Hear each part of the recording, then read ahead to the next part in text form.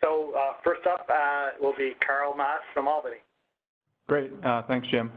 Go next slide. And thanks to Greg for setting the tone. I hope to follow in your lead of keeping it brief and to the point. So thanks everyone for coming. I'm going to open up some of these lightning round discussions, but really looking forward to hearing what various colleagues think around the nation as they're bringing different points of view. Greg laid out some of the pillars, and I'll just try to unpack them a little bit. So the first snapshot is a little bit of an idea of where we stand today in New York. So on the left is where the grid is. And so we have a relatively clean system, but still one that's predominantly natural gas, but it's a very diverse system. We currently have around a 28% renewable energy grid and also a substantial contribution from nuclear energy.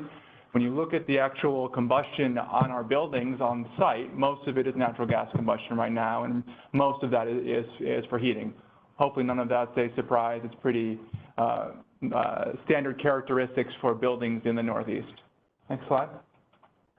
So as Greg said, we have a vision in New York that's now in statute of cleaning our grid, which will be the backbone of our decarbonization. We have an overarching carbon neutral goal where we'll have to tackle every single sector, but the core will be electrification and will be a cleaner grid. And so going from the mix today, we're looking at essentially flipping the coin. So while we have an almost 30% renewable grid now, we're looking for a 70% renewable grid by 2030, which will then go to 100% clean by 2040. Next slide. And so what does that cause us to think about in terms of the pillars of decarbonization? What we see for buildings is we're going to try to transfer our energy use, and again, it's that big heating load that we need to move onto electricity, which is going to be more and more clean over time. And we have a suite of metrics that we've been thinking about internally. So we're looking at local energy generation with a concentric circle around how much can the building self-generate, how much can it get from its local community, and then eventually how much can it import from a clean grid, which we're building. We know that we can't get every last BTU converted to a kilowatt hour, so there's going to have to be some infrastructure in place that looks at low carbon fuels, and that's going to be a piece of what the roadmap helps us to explore in a much more granular way than we've done in the past. And when you think about how to treat that carbon intensity of the grid, it can be a challenging metric, and one which we want to hear from all the stakeholders. You know, while we have an average of our grid carbon intensity now, and we have a marginal intensity that we've understood, we see these new building assets are going to last 50 to 80 years. And so really we need to treat that electrification, not just what the grid is doing today, but what we think will be the arc of the grid over the next 50 to 80 years. On top of it, as we transition the grid and as we move towards 70%, by policy, every incremental kilowatt hour that we add is going to force their LSE to bring on more renewable energy, which again, as each year goes on, it's going to be a higher and higher fraction. So what's on the margin is a very different concept over time as we decarbonize and as our laws force that cleaner grid to happen. Obviously, as Greg mentioned, we can't just rely on a clean grid. We have to have highly efficient buildings, both to help us manage the cost, but also for resiliency and for other benefits that will come from a more efficient building stock. And that's, again, envelope design, advanced controls. And then the last pillar, which we think is equally important, is how can these buildings become smart? How do we think about interactivity of the system? How do we think about new thermal storage opportunities to allow us to better optimize the grid and reduce costs for everyone? Next slide. And the only point I would also look at, there was a recent study, and there are many out there, but one that came out at the end of Climate Week from an international consortium, including the SDSN, which is Columbia-based, that put out their view on decarbonization roadmap for 2050. And those three pillars for their buildings conception are very similar. So again, they're looking at maximizing building efficiency. They're looking at phasing out inefficient solutions and adding low carbon electricity, both from on-site production as well as from the grid itself, and then having buildings become smart. How do we have more adaptive controls? So, you know, we've all thought about how can we have a single metric to say that a building is good. We're thinking it's not going to be possible. We're going to have a dashboard that looks at different measures of how clean an overall building can get. So hopefully that unpacked a little bit of Greg's opening slides, and I think I'm at time, so I will turn the mic back over to Jim. And you may be muted. All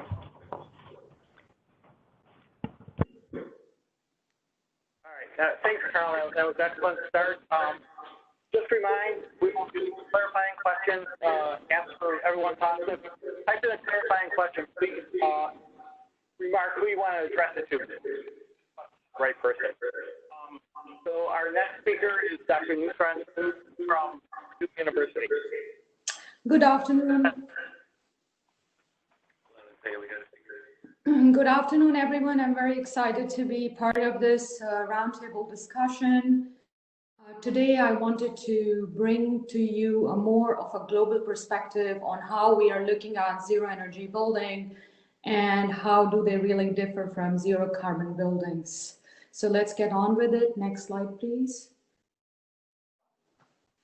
So in the United States, as we know that there are definitions by DOE, on the other hand, European Union also is talking a lot about nearly zero energy buildings, which are of very high performance.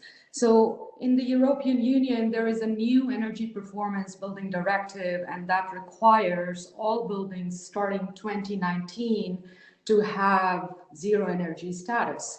Now, since each European state is different and to allow for regional variation, the EPBD does not prescribe a uniform approach for implementing such zero energy building guidance.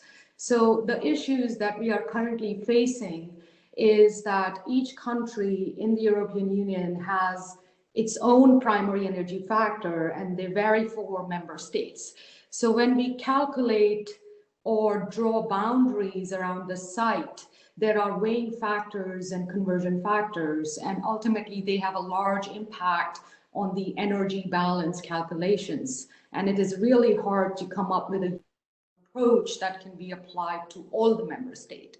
The other issue, which is very common at this moment and current, is that how do you deal with buildings that are really old? As we know, also just in the United States, we have a lot of old infrastructure, already buildings that are existing. Similarly, in Europe, we have similar challenges. So how to come up with these retrofitting ideas and how really to fix the old buildings. So stakeholders are currently asking for a very clear guidance on the renovation side. So when we talk about these new definitions, we have to consider how are we going to implement them in practice. Next slide, please. So as all of you know that we are ongoing with ASHRAE SPC 228P. It is led by Keith Emerson, who is the chair.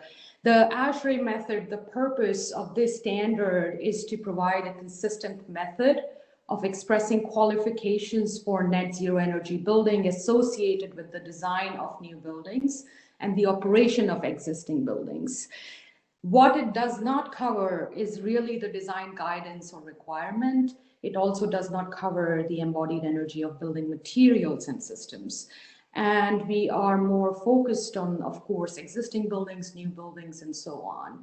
This standard is planned to be published by end of 2022, and we are going to look at the first draft probably by end of next year. Next slide, please. So I wanted to bring a little bit of the countries who are leading the efforts on zero carbon buildings. In this figure, we are looking at the building life cycle stages based on European Committee for Standardization 15978. This standard is applied and recognized globally. So building energy performance that NYSERDA is focused on falls under stage B, which is the use stage, typically B6.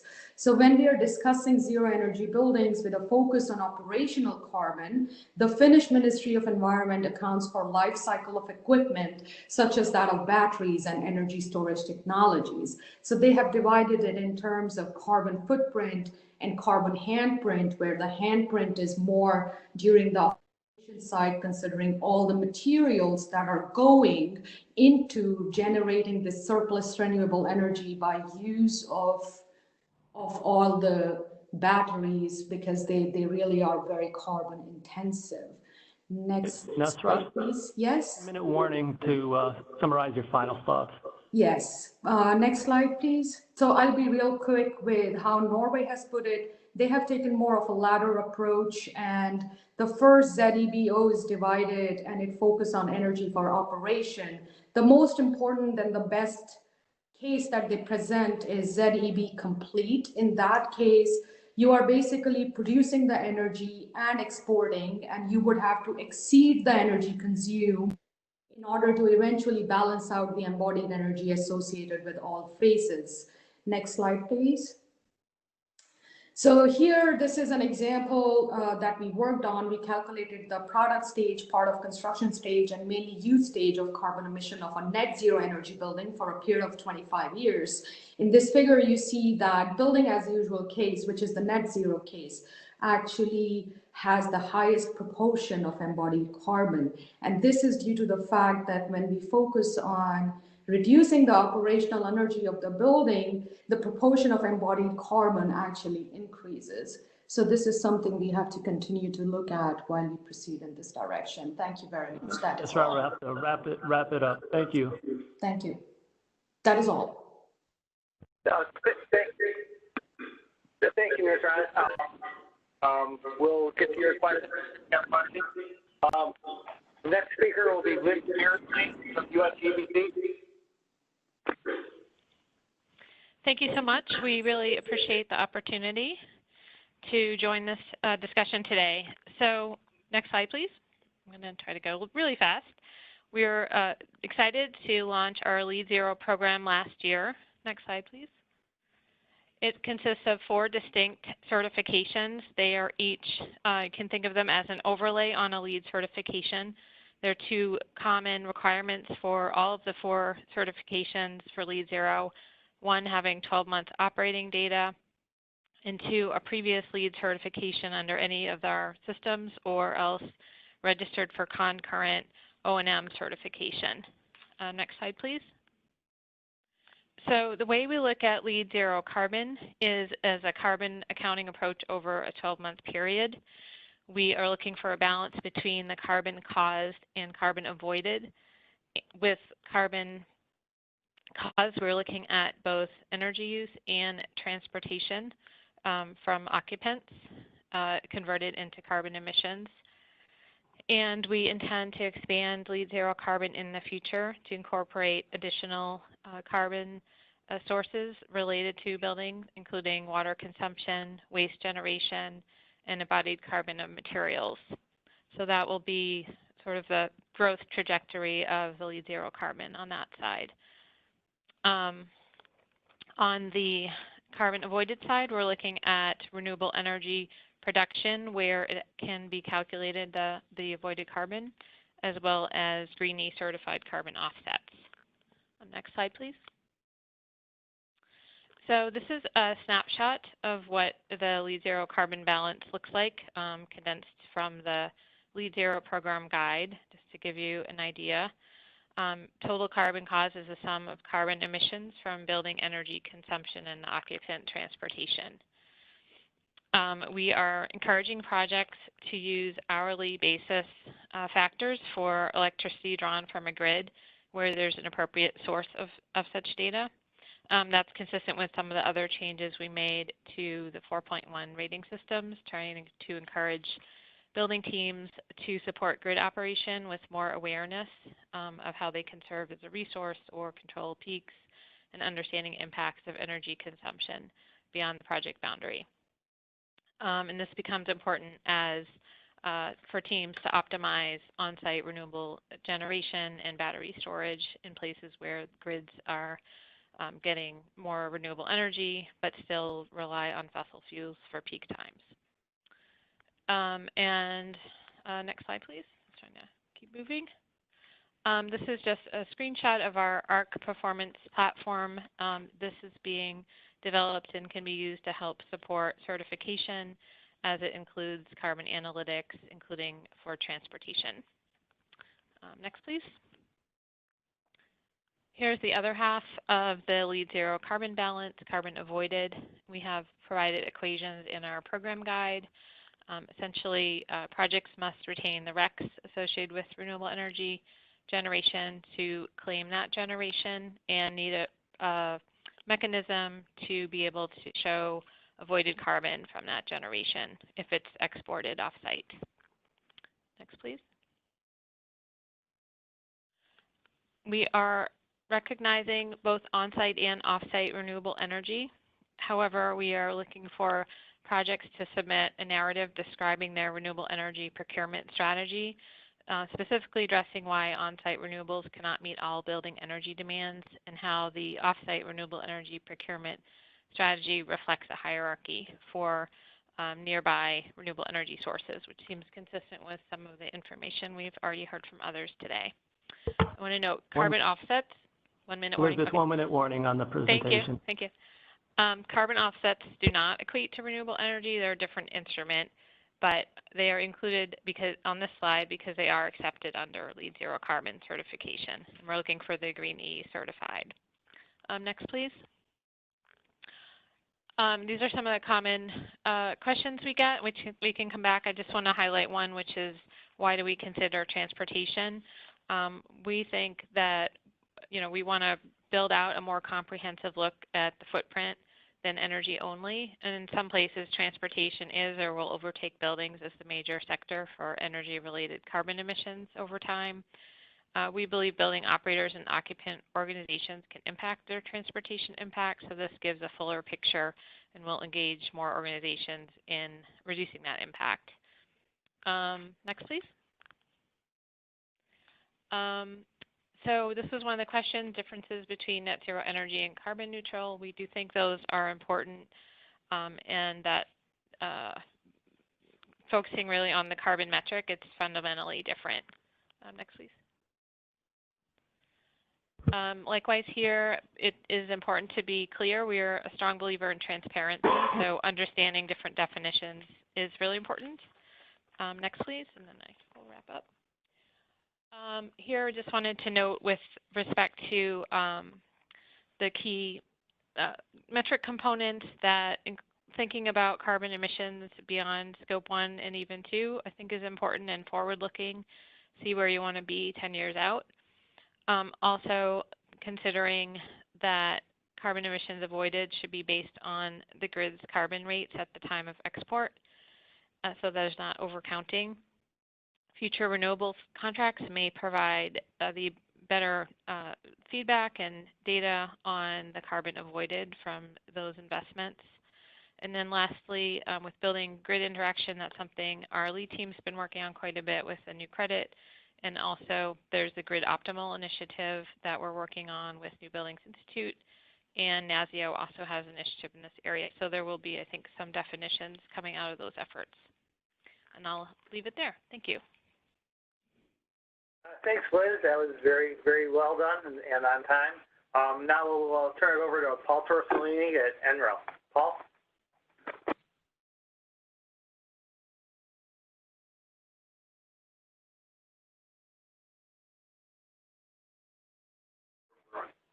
We're on. Oh, yeah.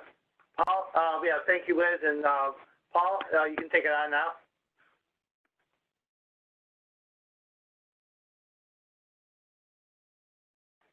Icon. He's on, but he doesn't have a little icon. He may not. Should we go on to the next one? Yeah. Let's go to the next one and try to pick that back. Okay.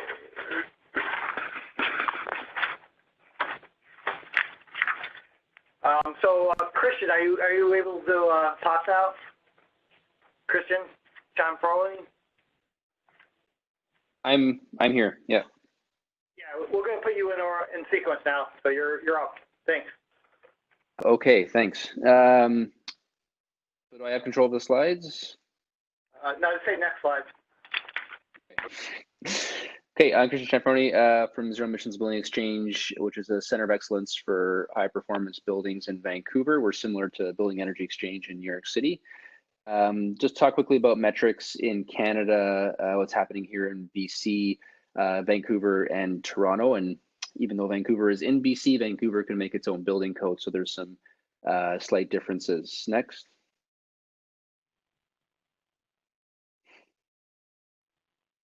Okay, so one of the things that's been developed in BC is what's called the BC Energy Step Code. It is a tiered code. One of the things I wanted to just mention, I'll get into metrics the next couple of slides, but one of the things that's made our code successful is the fact that it is tiered and it shows a pathway towards net zero, however we've defined it, and I won't get into the weeds of that.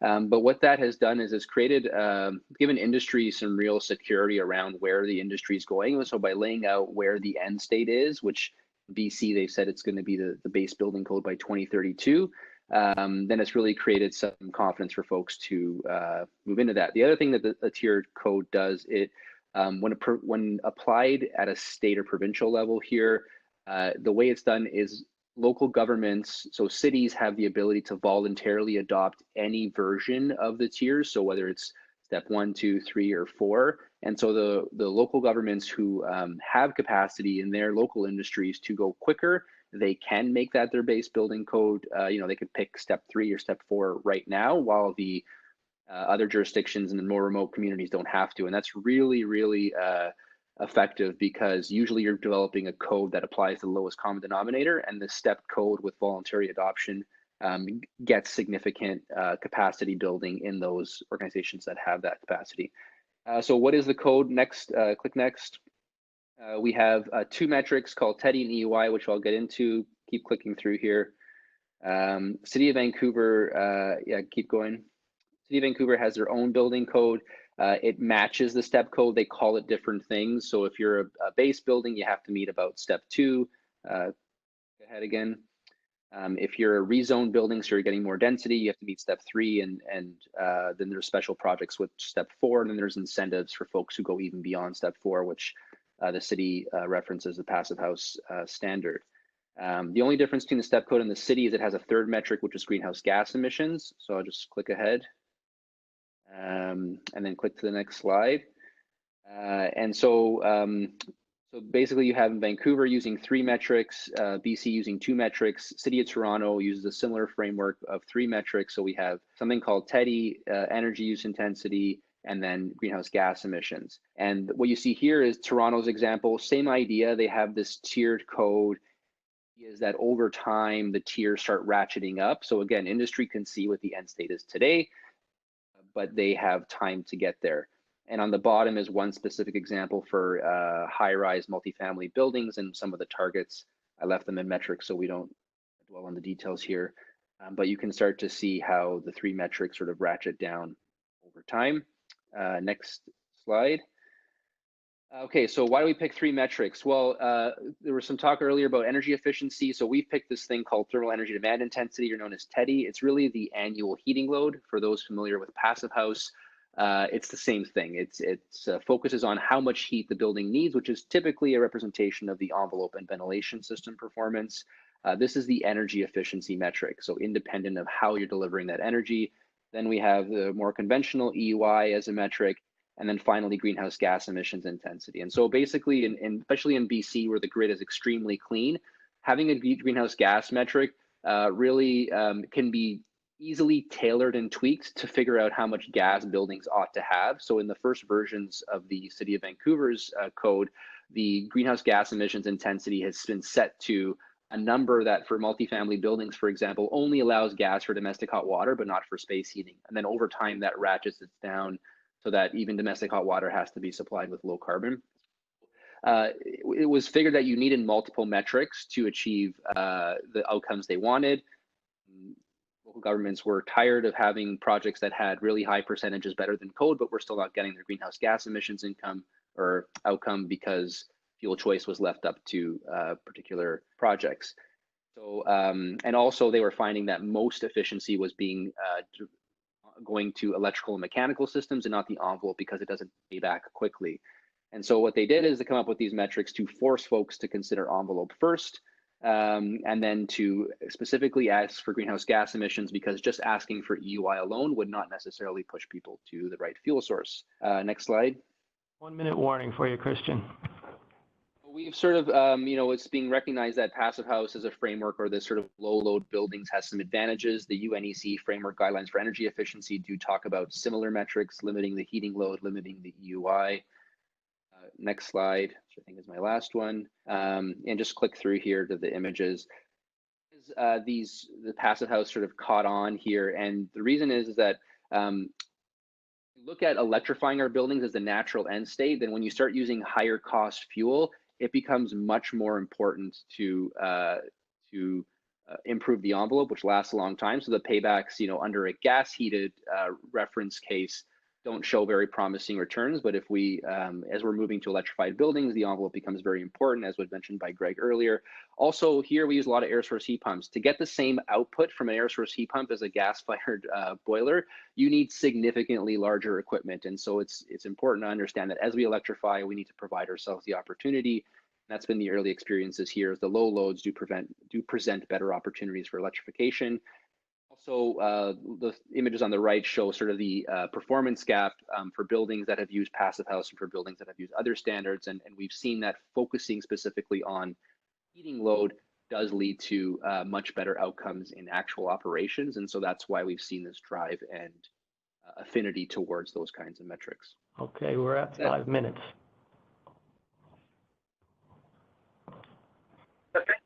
Thank you, Christian. Thanks for stepping in.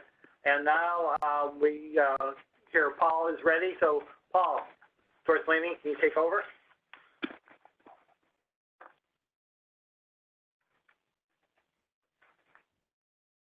Can you hear me there?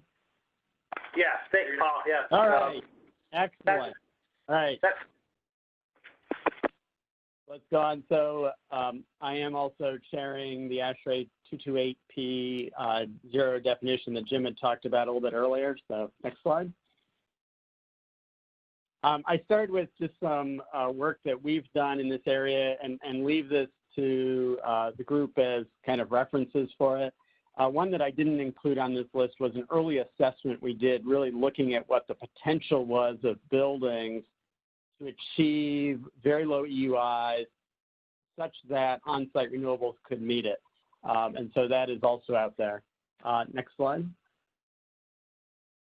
There are just some cover shots of the new ASHRAE Advanced Energy Design Guide. So one of the things that we've done is worked with those professional organizations to put together guidance on what it takes to get to a zero energy building. At the end of the day, it really comes down to boundaries and metrics. We need to think about definitions as tests, and people will pretty quickly figure out how to beat the test to get results that are beneficial to them. One of the things that we've spent some time on is studying some unintended consequences and how to make metrics work, and looking at metrics that are simple, clear, and understandable. One of the other things we hear, especially on the building side of it, is to be effective, those metrics are long-term and consistent. Partly because people are trying to make investment decisions on their individual buildings that they do have span and control over, and they don't want those investment risks to change, or if they don't change, they can make longer-term investments. So something to think about there. Next slide. And so there are, to make a large-scale change, right, there's lots of different layers and lots of different decision makers that have different span and control. I historically have focused on the building side of it. Designers, owners, operate, occupants, and I just mentioned that those are local investments of funds. And if we want people to change kind of from the ground up and make changes on individual buildings, which then aggregate to the total, they do need some assurance that that future won't change and that they can make good, effective decisions to minimize their risk. And that's one way to get the market to change. Okay, next slide. So a couple of notes on energy, which certainly has been a long-term surrogate for this discussion in terms of having a long-term value. I think it's easy for people to understand, easy to measure. When we've done the ASHRAE Advanced Energy Design Guides, we have focused on EUI targets and really trying to get those down. We can then put other overlays on top of that, such as all electric buildings, et cetera, and focused on energy efficiency being a priority. Unfortunately, most electric meters today are not necessarily good reflections of what's going on but energy efficiency often applies 24 hours a day or close to 24 hours a day on its strategies. It's also not as dependent on some of the externalities. I hear from a lot of building owners that are concerned about getting penalized for something that happens kind of outside of their control, which then increases their risk. And they want to be able to, again, minimize that. A lot of them like energy efficiency because it does help with some of that long-term risk. Next slide. Hey, Paul, just 1 minute warning to touch on your final point. Good. Thanks.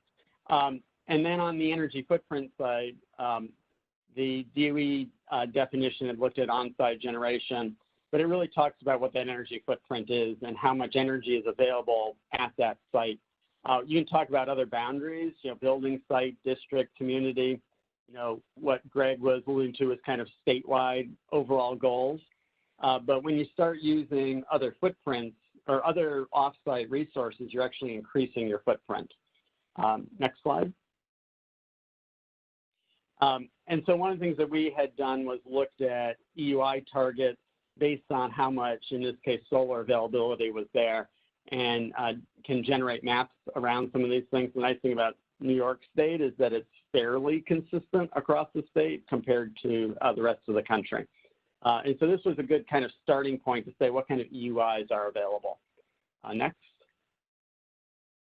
And then we already saw on the screen the definition, the common definition that was developed by DOE several years ago. And I think that's it.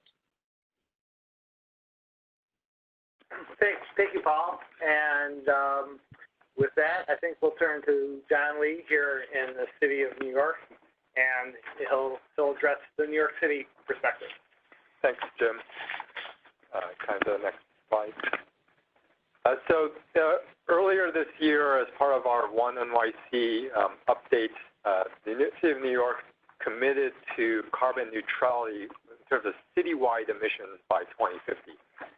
This is a political commitment, not fully understanding what the technical means of achieving this would be. And our guidepost here is the work that we're doing with T40. Understanding that in the general principle here, it is about reducing emissions as far as we can go, and then at a certain point, we're buying our way out of the remaining emissions through some form of carbon offsets. And there are many questions still out there as to how we would define those offsets, where we can maintain credibility of those, where they end up being ultimately used, and how we set up an arena of purchasing and retiring and all that given city boundaries. So there are many open questions around this, but we're still committed to pursuing this, and we have embarked on a number of studies in-house to begin to look at this. So this work with NYSERDA is very timely. Can I have the next slide, please? So then what does this mean when it comes to buildings itself? So when I said that the City of New York made a commitment to citywide emissions, this is across our three sectors of emissions view, which is energy consumed by stationary sources, buildings included, transportation, as well as solid waste management. When we look at buildings in isolation, the principle still remains largely the same, where we're trying to find what is the maximum technically feasible end to which we can take efficiency, and at a certain point, we have to kind of buy our way out of it. The image that we have in the background is actually in New York City, if you can believe that. Right? So this is our Staten Island school, where it was completed a couple of years ago. The exercise here was to pursue a net zero energy school, much along the same principle as we saw in the earlier presentation, where there's as much renewable production as is consumed by the building. So by that strict definition, led us to what looks like a design brief here, which is just put solar PV on as much surface area as you possibly can, and you might barely get there. And we do not have these kind of greenfield opportunities in New York City, particularly in the denser central business districts. This is a unique opportunity in greenfield in Staten Island. Can I have the next slide, please? So I wanted to stack up on this very hard to read slide here. The two things that we have going on in parallel.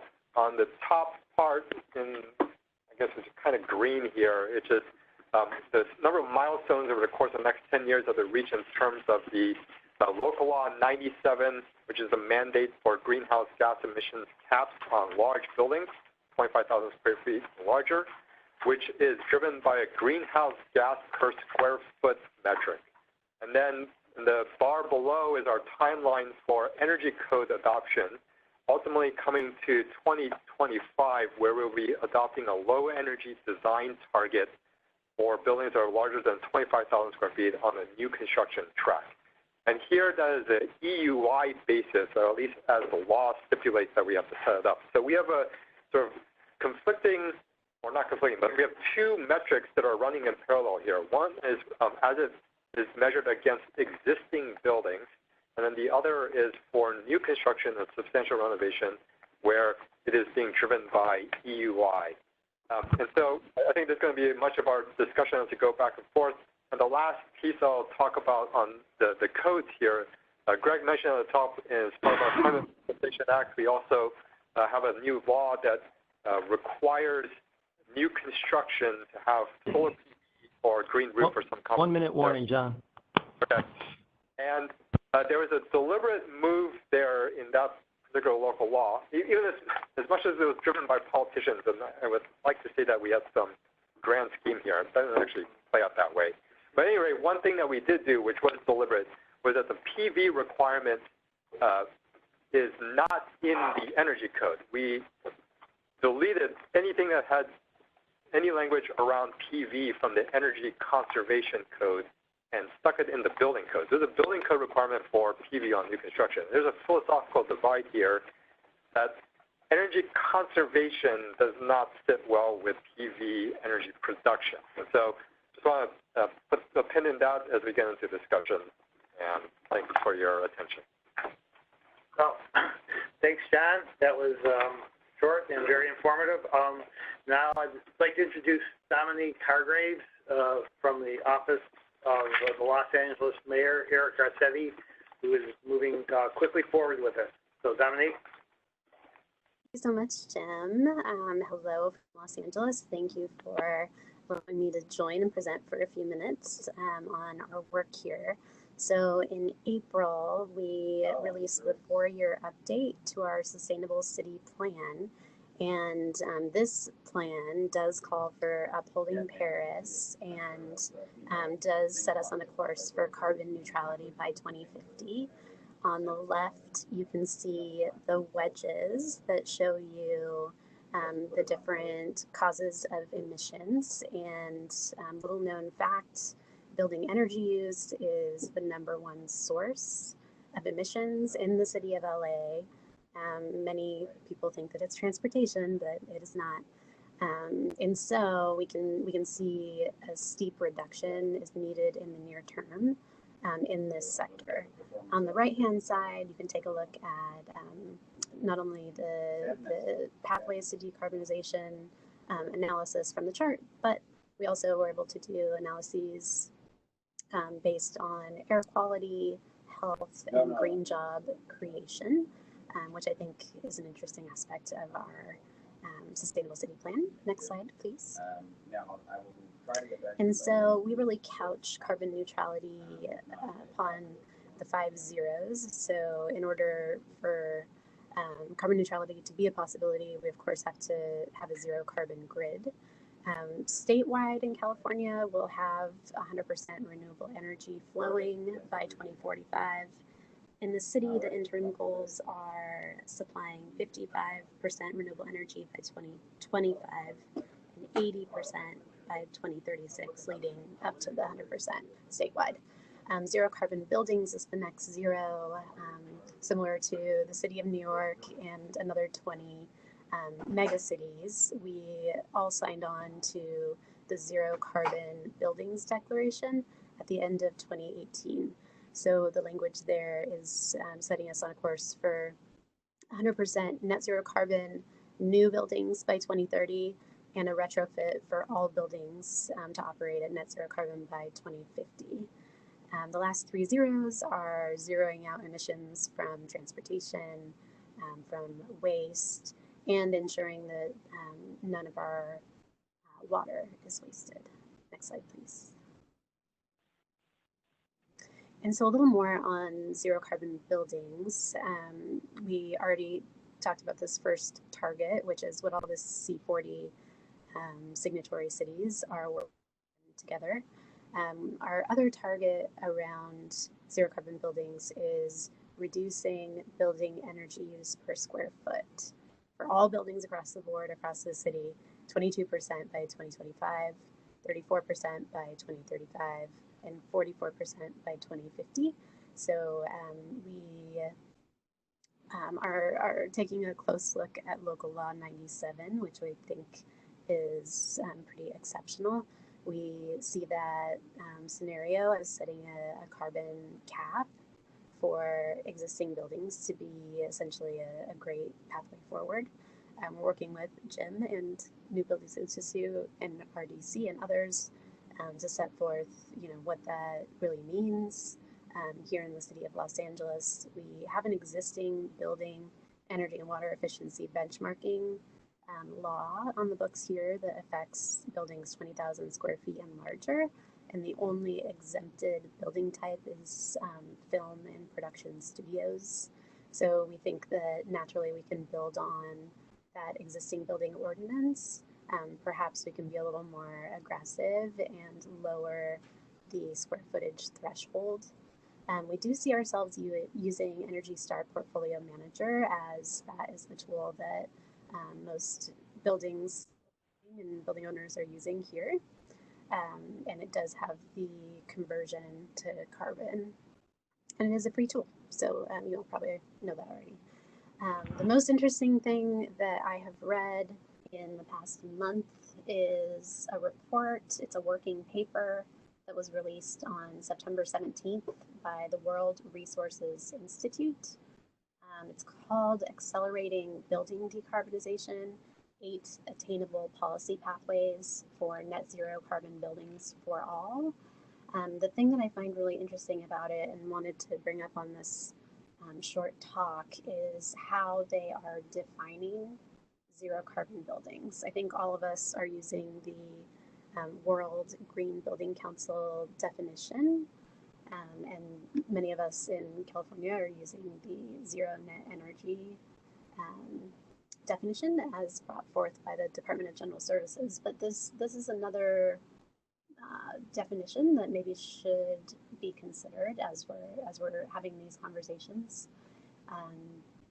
So this definition, let me just pull it up really quick, brought forward by WRI, is saying that zero carbon buildings are more achievable when the definition is expanded beyond the boundary of the individual building to allow for use of offsite clean energy or consideration across a portfolio of a district or a geography of buildings. So I find that really interesting. I think in LA we'll have a think about what that could mean. I think they're pulling this from the Architecture 2030 lexicon in thinking about portfolios of buildings or districts of buildings and how some may be able to compensate for others in terms of reaching zero carbon goals. And we're at time, Dominique. Great, that was my last point. Thanks. Great.